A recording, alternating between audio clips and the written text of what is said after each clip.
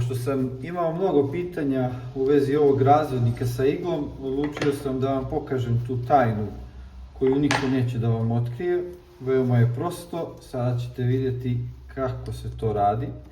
Potrebna su vam dva imbusa. Ovo je inače razvodnik sa dvije sekcije, ali nebitno je, i sa jednom sekcijom to je isto. Prvo se odviju ova dva šafa na ovom malom kućištu. Sada unutra imamo ovu malu oprugu i još jedan imbus. Naravno i njega odvijamo.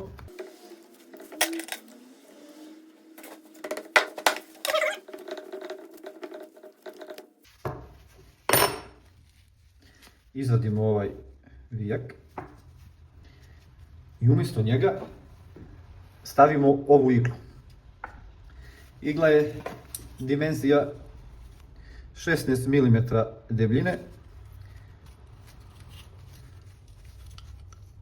dužine je 58,5 i ovo glavno telo joj je 46,5 mm. S tim što sad nemam češelj da vam kažem koji je ovo navoj, ali on je dužine otprilike 12 mm.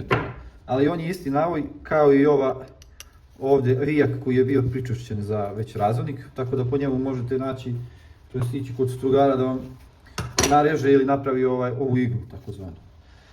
Fora je u tome što se samo umjesto nje, umjesto onog vijka, stavi ovaj igla. Ovo se vrati u ovaj položaj ručica i skloni se, da zaboravio sam, skloni se ovaj deo koji je bio do razvodnika.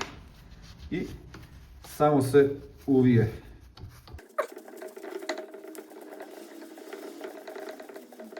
Naravno ona se stegne malo klještima. Može se staviti i lepak za navoj da se od vibracije ne odvija, može se desiti. Sada, nemam trenutno, nije mi potrebno, ali samo ću vam pokazati.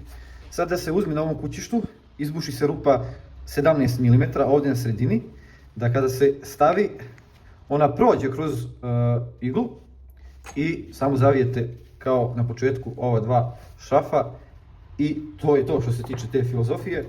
Evo sada vidite, ovdje ručica je stalno u položaju ka dole i kada udari u iglu ona se vraća u neutralni položaj gdje ulje struji kroz, tako kažem, razvodnik i time dobijamo razvodnik sa iglom.